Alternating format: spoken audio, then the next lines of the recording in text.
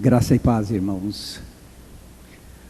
O nosso assunto hoje é a renovação dos regenerados.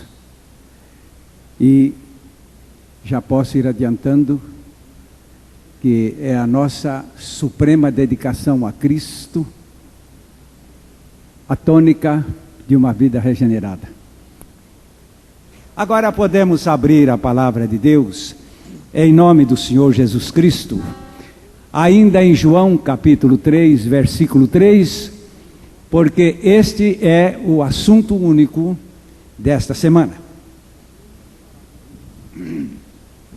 Vamos todos falar juntos. Respondeu-lhe Jesus: agora, na verdade te digo que se alguém não nascer de novo, não pode ver o reino de Deus. Alguém, aquele ou qualquer que não nascer de novo. Se todos não nascerem de novo, nenhum entrará no reino de Deus. Eu sei que nós entendemos que palavra deve ser alterada ou diminuída, mas Deus não aceita absolutamente a mínima alteração ou diminuição em sua palavra, nem contradição, nem imitação, nem aumento, nem diminuição, porque esta palavra é a palavra de um Deus infalível. Onde a sua palavra falhar, ele se tornará um ser falível. E agora temos então que tratar deste assunto. No capítulo 4 de 1 Coríntios, versículo 10, nós temos a primeira sentença neste versículo, que eu gostaria que cada pessoa pesasse estas palavras, somente esta sentença: nós somos loucos por amor de Cristo. Loucos por amor de Cristo. Somos loucos por amor de Cristo. Esta palavra louco, ela é um tanto ampla. Mas é bom notar que dentro do mal da loucura, o indivíduo adota a sua mania. O louco perde a amplitude de seus recursos mentais, então ele aceita um ponto maníaco e fica naquilo. Eu sei que muita gente está pensando, esses loucos que estão lá no manicômio, eu não estou falando daqueles. Tem muitos deles lá que são até engraçados. O louco resolve ser o relógio, e então ele vive o tempo todo, não é? Fazendo aquele balanço do pêndulo do relógio. E um dia ele chegou perto de uma pessoa e disse: que horas são? São 9h20. E aí, então estou atrasado. Ele começou a trabalhar mais depressa. A única coisa que ele podia fazer era continuar com a sua mania, porque é louco. Mas não é só ali. Aquele outro louco que é locomotiva, dessa Maria Fumaça, porque o prazer dele não é propriamente ser a locomotiva, é dar aquele apito e assustar os outros com o seu enorme apito de locomotiva. E assim, as manias dos loucos. Jesus falou no capítulo 12 de Lucas de um louco que tinha a mania de ser rico. Esse não estava no manicômio. Mas como disse o Dr. Oswald Smith, o universo é um hospício. Cada indivíduo tem as suas manias ou a sua mania. E Jesus disse que este homem era rico, tinha muito, mas a sua riqueza não lhe bastava porque ele tinha mania de ser mais rico.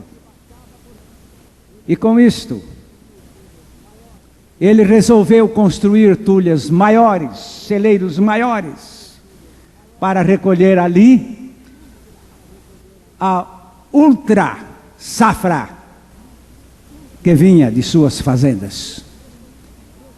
E com a sua mania, resolveu dar comida material e eternidade material, tudo isso é absurdo, para a sua própria alma, dizendo: minha alma, tens muitos bens para longos anos, descansa, come, bebe, goza. E Jesus disse: louco, maníaco, o que é que você vai fazer com a sua riqueza, se nesta noite você chegar à morte? Depois nós temos outras manias. Elas vão longe. Vão longe. Mas isto em se falando da mente perversa. Porque a mania de um regenerado é Cristo. É somente Cristo. Vamos usar esta frase: nós somos loucos por amor a Cristo. Eu quero que você faça esse teste. Sou louca por amor a Cristo? Sou louco por amor a Cristo? Não sou? Não sou? Então eu não tenho novo nascimento, coisa nenhuma. Eu posso também te afirmar isto: se você não é louco por amor a Cristo, não precisa me pegar na rua por causa disso, viu? Você não tem novo nascimento, coisa nenhuma. Mas eu quero provar para o senhor que tem. A prova que você tem um novo nascimento é a sua suprema devoção a Cristo. Há isto? Não há isto? Duvide do seu novo nascimento. Será que o senhor quer jogar tudo por terra? Não, eu não quero jogar nada por terra. Eu não quero é que se construa um edifício falso. E depois de tudo bem construído, é pura bolha de sabão. Não tem nada. As igrejas já têm passado por estes dribles, por estes enganos. E então, não vale a pena continuar. Mas a mente perversa está inteiramente voltada para as suas manias perversas. No capítulo 6 de Gênesis, o versículo 5, Deus analisa o universo. Ele analisa toda a humanidade nesse verso. Analisa toda a humanidade daquele tempo e também a dos nossos tempos. Viu o Senhor que a maldade do homem se havia multiplicado na terra e que era continuamente mal todo o desígnio do seu coração. Desígnios ou pensamentos. Eram alguns, era meio a meio. A palavra nos mostra aqui que esta inclinação é total para o mal, porque este é o caráter humano. E Deus está mostrando aqui que é o caráter de toda a humanidade. Satisfazer os maus desígnios do seu coração. Ninguém tem bom coração e ninguém tem bom desígnio no seu coração até que seja regenerado.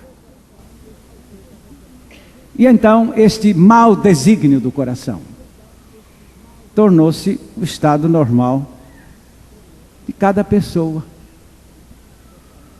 mente depravada, mente perversa. Daí a pregação do Evangelho, cuja mensagem se inicia assim: arrependei-vos. Mas o que é arrependimento? A palavra lá não é esta que nós conhecemos na nossa língua. A palavra lá está composta de duas: meta, que é a mudança, troca, substituição, e noia, da mente. Pode ser também do entendimento ou do coração. Metanoia é a troca da mente, a troca do coração, a troca do pensamento. Muda a posição do indivíduo. O indivíduo que é permanentemente louco pelas coisas depravadas, agora volta a sua captação unicamente para Cristo. Cristo, mas é Cristo mesmo.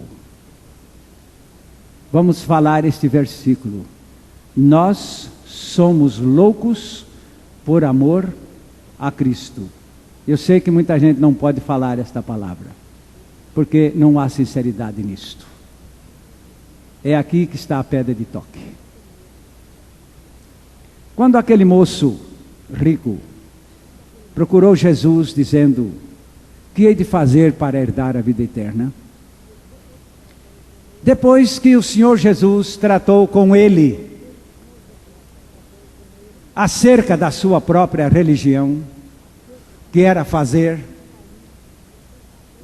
e vendo ali que naquilo ele nada poderia fazer para ganhar a vida eterna, então Jesus lhe disse: vai, vende tudo quanto tens, dá-o aos pobres, e terás um tesouro nos céus, e vem e segue-me. Duas coisas precisavam acontecer ali. Era este moço perder o seu amor pelas riquezas terrenas, e ele se voltar inteiramente para a suprema dedicação a Cristo. A Cristo. Parece-me que ele, se tivesse tido uma experiência real, como Jesus lhe disse, ele teria que confessar também aqui neste auditório: eu também sou um louco pelo amor de Cristo. Já perdi tudo que eu tinha nesta terra por amor a este Cristo maravilhoso. De certo, diria ainda mais: e não me arrependo. Não me arrependo. É bom agora pensar no capítulo 6 de Mateus, versículo 24, onde o Senhor Jesus Cristo disse: nada de dualismo. Ele mostra aqui que esta duplicidade nunca foi a experiência real com o seu Evangelho, com a sua graça salvadora. Uma raposa viu uma vinha que estava maravilhosa, carregadinha de frutos maduros. E ela então ficou lambendo os beiços e rodeou aquela vinha, mas era muito bem cercada. Mas a certa altura, rodeando, ela encontrou um vão de 2 morões, que parecia dar para poder penetrar lá dentro daquela vinha e fartar-se de uvas maduras e gostosas. Mas tentou e forçou e notou que a cabeça passou, mas o corpo não. Ela disse: meu problema de muita gente, né? sou muito gorda. Mas não tem nada não. Eu vou ficar uns dias sem comer, e quando eu ficar bem magrinha, eu vou tentar passar por este buraco. E diz que ela passou uns dias, até ficar bem magrinha. Quando ela se achava assim, quase sem forças para andar, disse: que coisa maravilhosa, agora vai dar. E chegou e conseguiu mesmo, passou a cabeça, passou o corpo, e pulou lá para dentro daquela vinha, e ficou lá uma boa semana, comendo uvas maduras a seu gosto, mas comeu à vontade, comeu e se fartou, e ficou bem satisfeita, bem feliz. Aí ela disse: bom, agora eu acho que já posso ir-me embora. Mas qual embora? Quando ela chegou lá no vão de cerca, ela estava outra vez gorda e não podia ir-se embora. Aí ela disse: agora o único remédio é que eu agora tenho que ficar sem comer, mesmo aqui no meio desta fartura, para poder me safar. E então ela ficou sem comer bem uma semana ou mais, para ficar bem magrinha e poder sair pelo buraco e ir-se embora. A moral desta história é esta: quando uma pessoa nasce, ela abre os braços como quem diz: o mundo é meu, vou conquistá-lo. E então avança pela conquista do mundo. Mas um dia, quando tem que partir desta terra, as suas mãos não terão mais nada, e os seus braços estarão inteiramente vazios, colocados ali ao lado do corpo, porque não vai levar nada. É a história desta raposa. Bem magrinho entrei e igualmente saí. Porque a história deste mundo é uma simples ilusão. Todas as cobiças dos homens não passam de loucuras. Ninguém leva nada. As conquistas mais extravagantes que se pode pensar: mulheres, cavalos, riquezas, culturas e tantas e tantas e tantas coisas. Bens e terras e sei lá. Não é possível. Esta é a razão por que Jesus disse que é preciso se abrir mãos realmente de tudo para abraçar unicamente o tesouro eterno que é Jesus.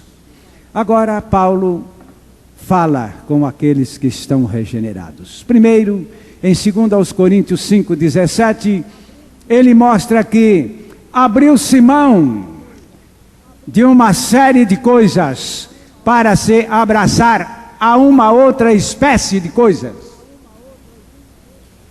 E assim, se alguém está em Cristo, é nova criatura. As coisas antigas já passaram, eis que se fizeram novas. Entre as coisas velhas e novas, é preciso haver um divórcio. Entre essas coisas velhas e novas, é preciso haver uma separação, como do passado e o presente. Aqueles dois senhores que o Senhor Jesus disse, não dá para ficar na vida de uma pessoa. Tanto do lado do ímpio que adote religiões, isso é vão. Como também não se concebe que uma pessoa regenerada viva abraçada com o mundo e as suas coisas. Porque tem a quem abraçar. Eu gostaria agora de chamar a sua atenção para o que acontece na experiência de uma pessoa quando tem a sua mente transformada. Já vimos ali que houve a perdição humana por causa de mentes corrompidas. E agora entramos no capítulo 12 de Romanos, no versículo 2, onde a palavra de Deus nos fala de uma transformação da nossa mente. Transformação da nossa mente. Eu sei que muitas vezes uma pessoa quando fica doente, fica louca, ela realmente tem a sua mente não transformada, mas transtornada. Mas aqui nesta experiência não é ficar louco. Eu me lembro de um moço que trabalhava de pedreiro, e ele estava lá em cima de um andaime, construindo uma casa perto da nossa casa. E ele me via ali, sentado no meu quarto. De lá ele podia me ver dentro do quarto. E eu me recordo que um dia ele pegou a colher de pedreiro e bateu com o martelo na colher e chamou-me pelo nome, ô Antônio, batendo na colher. Eu notei que ele queria falar comigo, eu me levantei e vim até a janela. Ele disse, você está louco, largue disso. De quê? De ler a Bíblia?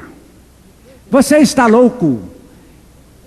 Nesta hora eu tive plena liberdade de lhe dizer, vem ficar louco comigo, esta será a sua fortuna. Vem ficar louco comigo. É isto que a palavra de Deus nos mostra, que a transformação não é uma transtornação, em que o indivíduo é normal, de repente fica louco, fica maníaco. Aqui o caso é que é um anormal e a transformação tornando-o normal. Vamos ler esse texto de Romanos 12:2. E não vos conformeis a este mundo, mas transformai-vos pela renovação da vossa mente, para que experimenteis qual seja a boa, agradável e perfeita vontade de Deus. Transformai-vos pela renovação da vossa mente. A sua versão pode dizer entendimento, mas é a mesma coisa. É esta transformação. Mas quando falamos de transformação de mente, nós queremos agora chamar a atenção para um ponto interessante. A Bíblia chama o indivíduo depravado, esta mente com inclinações malignas, constantemente malignas, a Bíblia chama isso de homem natural, mostrando que todos nascemos assim, com esta mente perversa. No capítulo 2 de 1 Coríntios, capítulo 2, no versículo 14, mostra que vem aí a razão de muita gente dizer, eu discordo. Tem razão para discordar, porque a sua mente não funciona normalmente. Ora, o homem natural não aceita as coisas do Espírito de Deus, porque lhes são loucura, e não pode entendê-las porque elas se discernem espiritualmente. Eu gostaria que os irmãos que estão regenerados e que têm convicção de sua experiência, evitassem as discussões. Principalmente, geralmente a discussão tem que ser com as pessoas não regeneradas. Sabem por quê? Não é possível você fazer uma pessoa de mente degenerada entender as coisas da regeneração. Seria a mesma coisa que um médico viesse explicar para mim altos termos da medicina. Eu não entendo nada disso. Eu não entendo nem o primeiro verbo, e tampouco o primeiro substantivo. Como é que eu vou entender a matéria? A mente não vai além. Eu me lembro de um moço que hoje é advogado, lá em Mato Grosso. Ele estava recebendo aulas de biologia, e o médico, o professor dele era ateu, materialista e racionalista, e provava de todas as maneiras que Deus não existe, e etc. E aquele moço ficou alarmado quando aquele homem afirmou que todos nós nascemos do macaco, que somos descendentes de macaco. Ele disse que quase não dormiu à noite. Disse, não é possível. Como este homem é ousado de dizer tamanho absurdo, tamanha imoralidade. E então eu passava por sua cidade naquela ocasião. Ele disse, pastor, eu preciso conversar com o senhor. Pois não. Pode ser isto, que o homem venha do macaco? E o pior disto, pastor, Se fosse aí um pé de chinelo qualquer, eu admitiria, mas um professor de biologia, na minha igreja, na minha escola, na minha universidade. Disse, meu filho, isso é uma questão de postura, questão de mente. Você vai dizer a eles que você é nascido de Deus. E quando a gente nasce de Deus, a gente ganha uma nova mente. A gente ganha uma mente de Cristo. Nós vamos falar disso agora mesmo. A gente ganha a mente de Cristo. Agora, você então convencione com eles dizendo, o senhor, doutor, e os seus seguidores aqui, procedem de macacos. Os senhores têm mente de macaco. Agora, quando eu digo que nós saímos de Deus, os senhores têm que ignorar. Não pelo fato da verdade em jogo, mas pelo fato de que os senhores não têm mente para assimilar o que eu estou assimilando. Está aí a diferença. Os senhores, então, têm razão de pensar que vieram do macaco, porque a mente que tem é mente de macaco, não passa de mente irracional. Como é que vão pensar as coisas racionais? Uma questão de posição. Vocês são isto. E depois que você chamá-los todos de macacada ali, é possível que eles vão ou brigar com você ou vão te deixar. Mas agora, nesse mesmo capítulo 2 de 1 Coríntios, o versículo 16 nos traz uma mensagem muito preciosa nesse sentido. Quem jamais conheceu a mente do Senhor para que possa instruí-la? Mas nós temos a mente de Cristo. Temos a mente de Cristo. E vocês, mente de macaco? Não é de macaco, não, é pior. É mente de ímpio. Nós nunca soubemos que um macaco fosse para uma mesa e para um grande laboratório construir uma bomba atômica para destruir 200.000 pessoas num tiro só. A mente do macaco é mais benéfica do que a do ímpio. O mais que o macaco pode pensar é roubar milho na roça dos outros. Mas isso não é tão danoso como soltar uma bomba atômica em cima de uma cidade populosa. A mente humana é pior do que a mente do irracional. Mas vem aqui agora a palavra arrependimento, que é uma das peças da regeneração, em que ao matar o homem na cruz, ele mata a sua mente também, porque morre-se inteiramente em Cristo naquela cruz. E ao se ressuscitar, ganha-se uma nova vida, um novo ser, uma nova constituição, uma nova personalidade e uma nova mente. E esta é a mente de Jesus. Ontem consideramos que a posição do ímpio é de egoísmo. E agora, nesta regeneração, a sua posição é o amor. É o amor, não é o amor próprio. É o amor, num sentido geral, amando a Deus, amando aos homens. Estou me lembrando daquelas palavras do capítulo 21 de João 15 a 17. Depois de terem comido, perguntou Jesus a Simão Pedro: Simão, filho de João, amas-me mais do que estes outros? Ele respondeu: Sim, Senhor, tu sabes que te amo. Ele lhe disse: Apacenta os meus cordeiros. Tornou a perguntar-lhe pela segunda vez: Simão, filho de João, tu me amas? Ele lhe respondeu: Sim, Senhor, tu sabes que te amo. Disse-lhe Jesus: Pastorei as minhas ovelhas. Pela terceira vez Jesus lhe perguntou: Simão, filho de João, tu me amas? Pedro entristeceu-se por ele lhe ter dito pela terceira vez: Tu me amas? E lhe respondeu: Senhor, tu sabes todas as coisas, tu sabes que eu te amo. Jesus lhe disse: Apacenta as minhas ovelhas. O versículo que motiva este estudo hoje foi aquela frase: nós somos loucos por amor a Cristo. Não é paixão.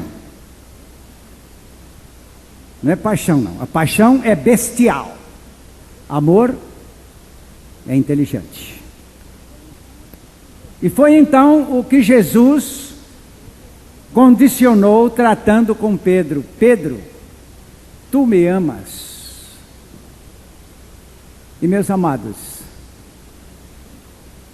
servirá esta mensagem também para orientar as pessoas regeneradas que, quem sabe, ainda não sabem a quem amar.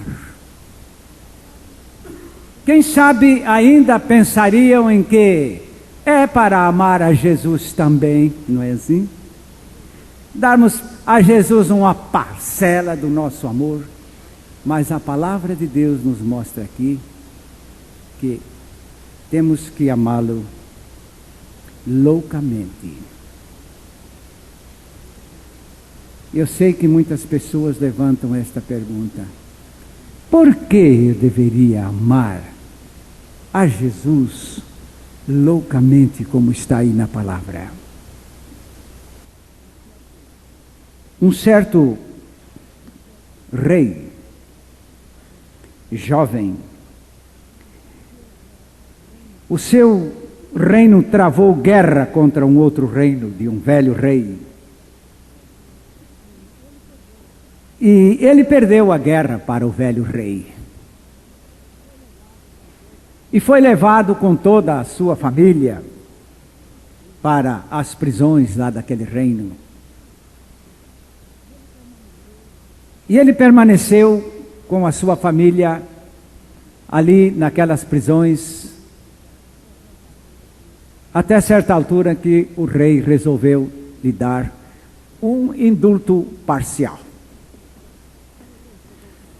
O velho rei chegou para aquele príncipe e disse-lhe: estou pronto a indultá-lo, a perdoar-lhe e a lhe dar a liberdade. Porém, a sua mulher e os seus filhos vão continuar presos aqui. O príncipe se levantou perante o rei e disse: não posso aceitar este perdão em meu benefício. Mas eu vos peço que transforme este perdão em libertação da minha esposa e os meus filhos. Eu continuarei aqui nesta prisão. O rei ficou tão feliz com a resposta do príncipe que ele disse: pois então eu dou o perdão total à família. E eles foram preparados para regressarem ao seu reino. E quando viajavam numa carruagem, o esposo, aquele príncipe, se voltou para a esposa e disse: você viu a majestade daquele rei? Ela disse: não. Você viu os adornos da audiência do palácio? Ela disse: não. Você viu a beleza do jardim daquele palácio? Ela disse: não vi. Você viu as cortinas do palácio? Não, eu não vi. Mulher, você estava cega? Não, não estava cega. Como é que você não viu nada? Não, eu não vi. Porque a única coisa que eu vi e que me encantou, de tal maneira que não vi mais nada. O que é que você viu? Eu vi aquele que quis ali naquela hora se oferecer em escravidão pela minha libertação, juntamente com os meus filhos. Eu não vi coisa mais linda em tudo isto aqui do que esta oferta de amor que você propôs àquele rei. Se você agora puder entender 1 João capítulo 4, versículo 19, você vai começar hoje a viver uma verdadeira vida de regenerado. Porque aquele que é nascido de Deus ama ama. Aquele que é nascido de Deus ama. Mas ama aquele que o gerou e ama aquele que dele é gerado. Nós amamos porque Ele nos amou primeiro. É isto. E agora este amor. 1 João capítulo 4, versículo 7, mostrando-nos que nós fomos regenerados para o amor. E para este amor que se tributa totalmente àquele que nos tem amado primeiro. Amados, amemo-nos uns aos outros, porque o amor procede de Deus. E todo aquele que ama é nascido de Deus e conhece a Deus. Graças a Deus. Aquele que é nascido de Deus ama. Porque aquele que ama é nascido de Deus. Agora é este amor total. E é esse amor total voltado ao Senhor Jesus Cristo até se chegar às raias da loucura. Porque Ele merece. Eu sei que está fazendo mal para muita gente esta vida chamada cristã dividida. O que é que os irmãos acham do que acontece com Maradona? Estamos na época de tratarmos deste assunto. É aquele moço com todas as habilidades técnicas para a prática do futebol. Quase que se tornou um rei no futebol mundial. Não é verdade? E agora? E agora, quando ele se acha recolhido numa prisão incomunicável, como traficante e praticante de drogas. Por que, moço? Eu sei que todos nós estamos agora aqui preocupados e pensando, vamos para o capítulo 9 de 1 Coríntios, preocupados e pensando, mas o que ele fez de toda a glória de sua habilidade, aquilo ele não prezou, aquilo ele desprezou, aquilo ele deixou se misturar com coisas depravadas. É por isso que Deus tem razão de nos cobrar suprema devoção, porque essas misturas não dão certo. Nós temos outros casos de atletas, mesmo aqui no Brasil, nunca deixaram, depois de serem tão hábeis no atletismo, nunca deixaram seu vício de fumar, nunca deixaram o uso de drogas, nunca deixaram de bebedeiras. Esses homens não amam aquilo a que se dedicam. No capítulo 9 de 1 Coríntios, versículos 24 até o 27, porque esse texto nos mostra que um atleta legítimo dedica-se inteiramente, pois ele chega a declarar aqui no verso 25, todo aquele que luta, de tudo se abstém. A palavra luta aí é compete, joga, entra no jogo, mas de tudo se abstém. Agora o nosso Deus não quer também esses meia-bolas por aí não. Ele quer craques perfeitos. E perfeitos não no jogo de bola, mas no jogo do amor. Este amor que se consome totalmente por Ele. Este amor que se consome totalmente pelo próximo. Este amor que se consome totalmente pelo bem.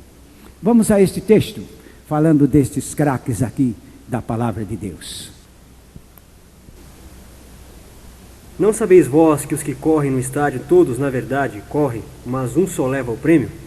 Correi de tal maneira que o alcanceis. Todo atleta em tudo se domina, aqueles para alcançar uma coroa corruptível, nós, porém, a incorruptível. Assim corro também eu, não sem meta. Assim luto, não como desferindo golpes no ar. Mas esmurro meu corpo e o reduzo à escravidão, para que, tendo pregado a outros, não venha eu mesmo a ser desqualificado. Essa é a razão por que o Senhor está regenerando almas e trazendo para junto de si os seus verdadeiros devotos.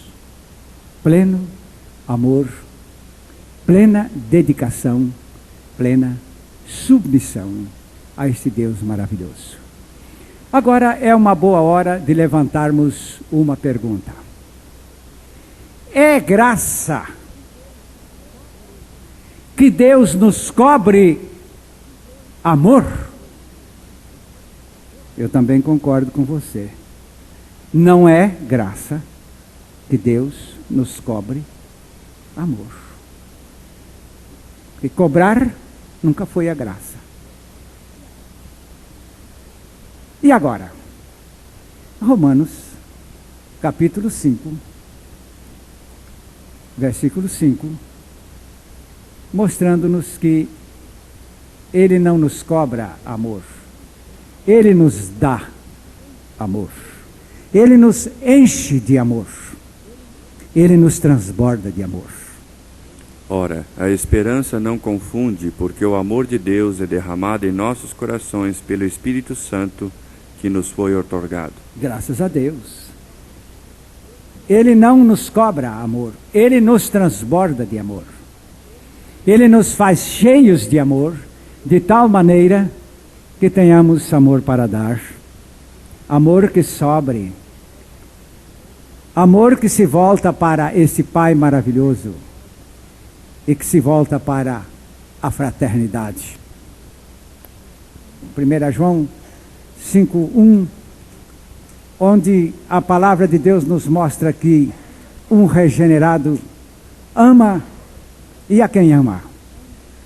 Todo aquele que crê que Jesus é o Cristo é nascido de Deus, e todo aquele que ama ao que o gerou também ama ao que dele é nascido. Amém.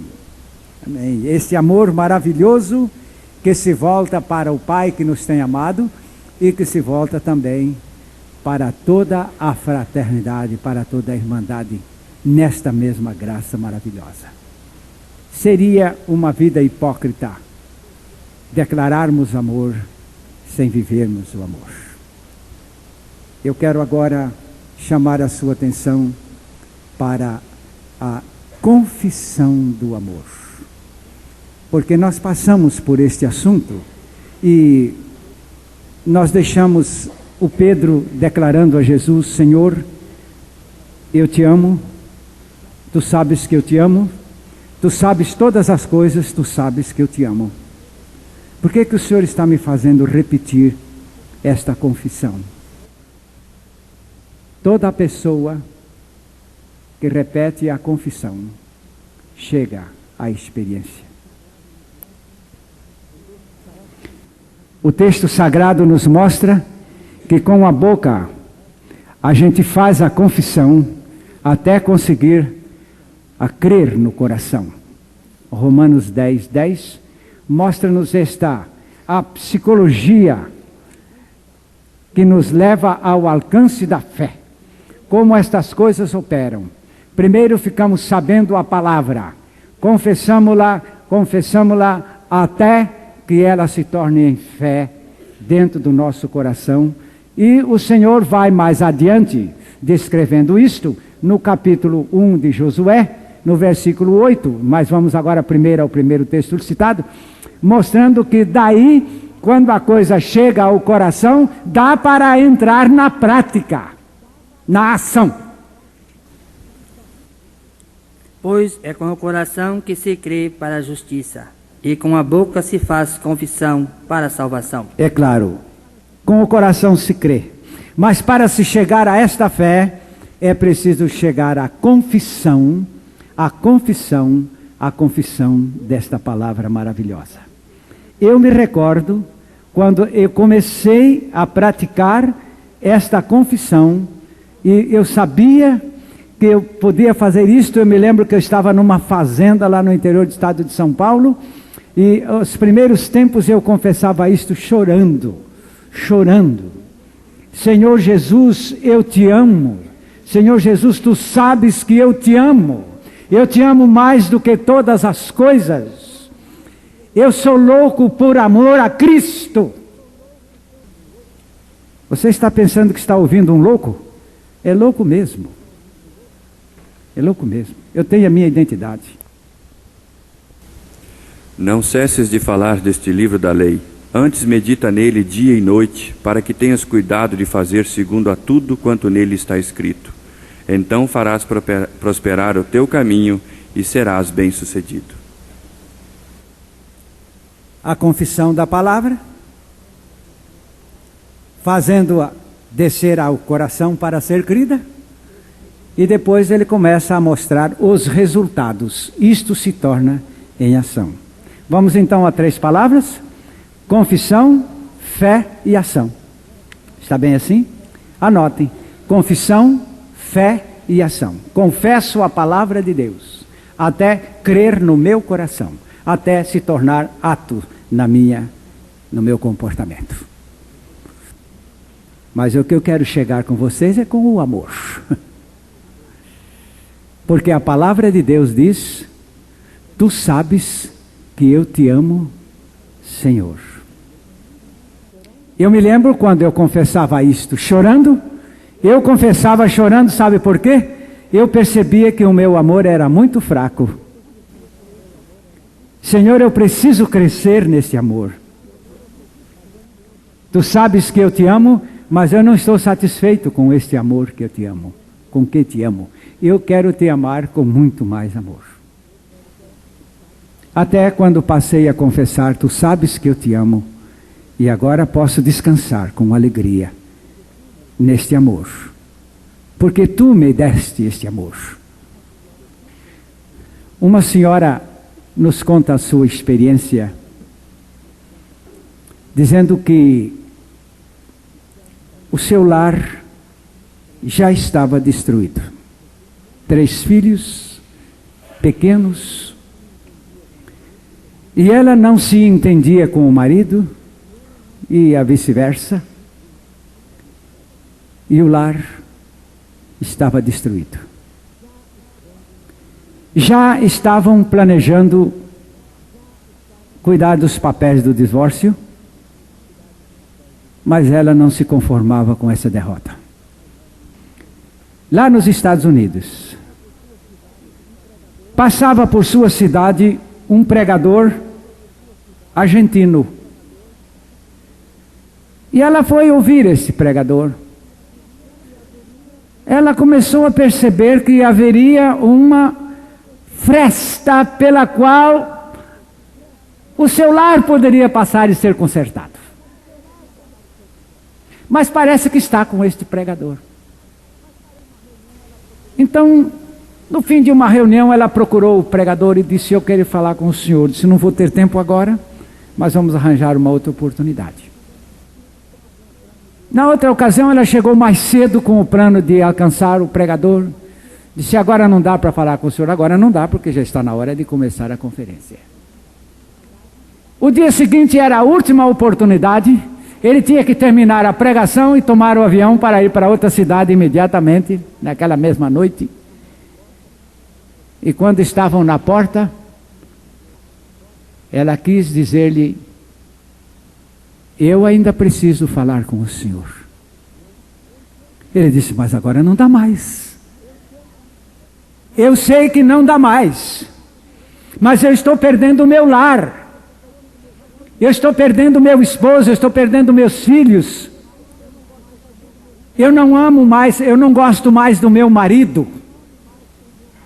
Então esse pregador se voltou para ela e disse: vá dizer ao teu marido que tu o amas, viu? Vá dizer a teu marido que tu o amas. Diga isto. E foi-se embora. Ela ficou magoadíssima com aquele pregador. Dizer-lhe que eu o amo. Eu nunca disse isso. Porque as pessoas querem que tudo se conserte menos as suas próprias vidas, não é verdade? Quantas vezes me procuram assim: você vai lá dar um jeito na minha mulher. Outro dia eu estava assistindo o anúncio de um filme: por favor, matem a minha mulher. Quando ele precisa morrer também. Eu não assisti aquele filme, que eu não perco tempo atrás dessas bobagens. Eu tenho um amor a cuidar. Agora o ponto maravilhoso, meus amados, é que esta mulher ficou bem uma semana muito magoada com aquele pregador. Não me deu audiência. Eu queria falar mal do meu marido até descarregar meu coração para que ele me dissesse que ele realmente não presta. Porque a gente quer assim, né? Se o senhor vai falar tudo que eu concordo, então vamos bem. Se o senhor vai falar o que eu não concordo, não vamos bem. É assim. Diz-lhe que o amas. Eu não aceito isso. Mas só que uma coisa não saía da cabeça dela, sabe, irmãos? Era aquela confissão. Diz-lhe que o amas. Diz-lhe que o amas. Ela disse que a certa altura, já uns 15 dias, e aquele negócio diz-lhe que o ama, estava aumentando em lugar de diminuir. Estava parecendo um rio caudaloso cada vez maior. Disse, agora mesmo não vou suportar esta enchente. Diz-lhe que o ama, disse-lhe que o ama. Até quando esse negócio? Será possível que aquele homem disse tudo que eu precisava saber?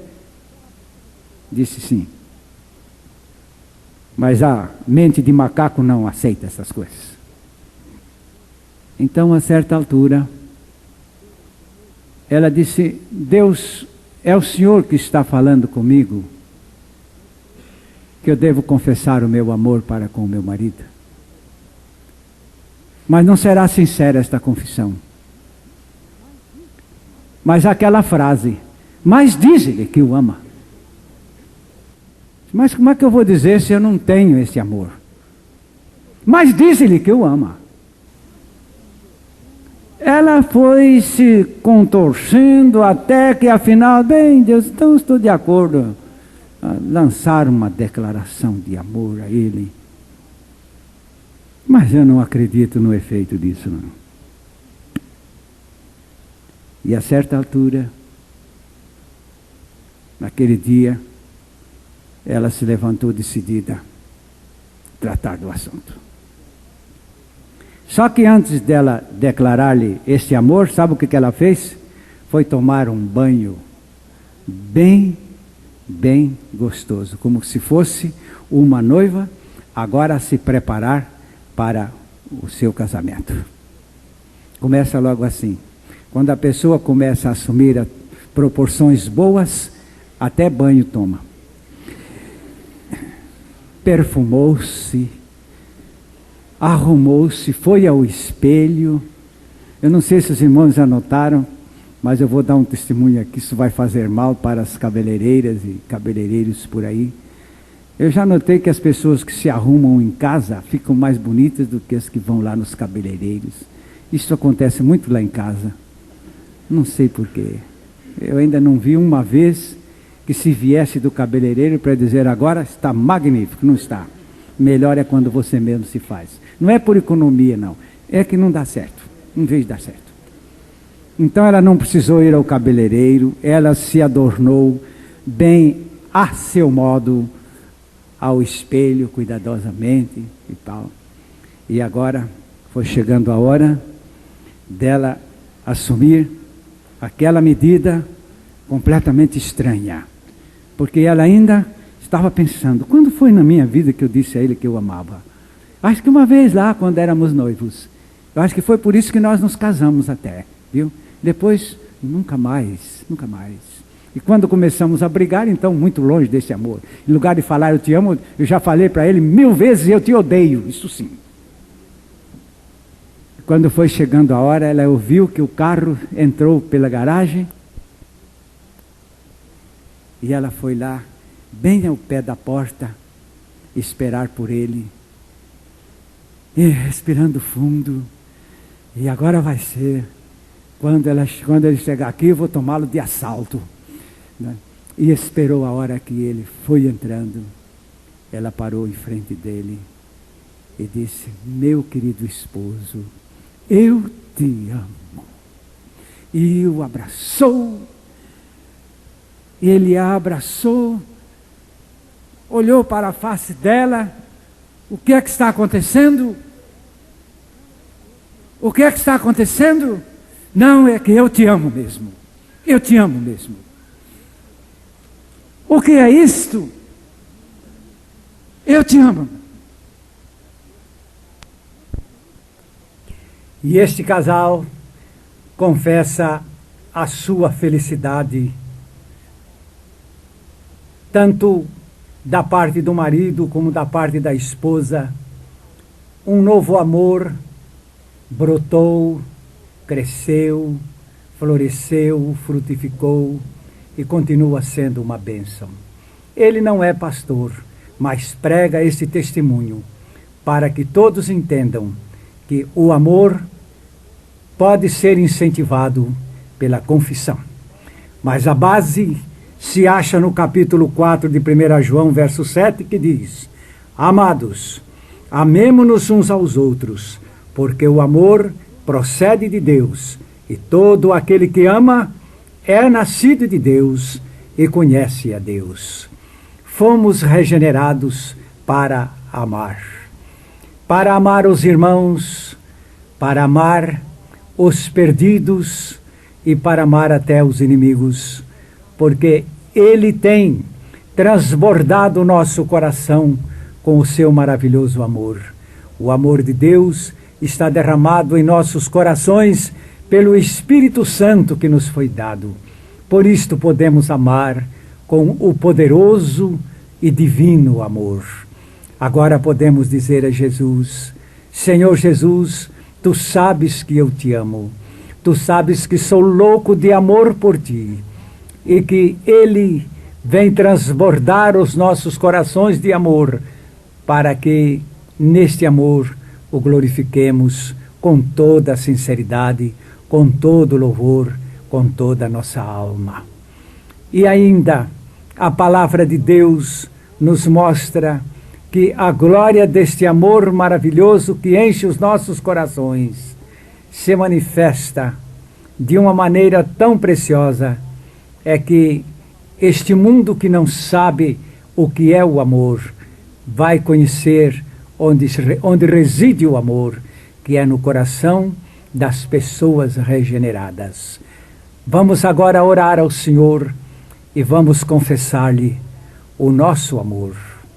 Senhor Jesus, Tu sabes que te confessamos o nosso amor. Eu te amo, Senhor. Eu sei que o meu amor é fraco, por isto o confesso com lágrimas, mas eu sei também que Tu podes fortalecer o meu amor por Ti. Eu quero Te amar loucamente. Eu quero Te amar acima de todas as coisas. Eu quero Te amar como Tu me tens amado. Eu quero amar os meus irmãos, eu quero amar o povo, eu quero amar até os inimigos, para que Tu sejas glorificado por este amor maravilhoso.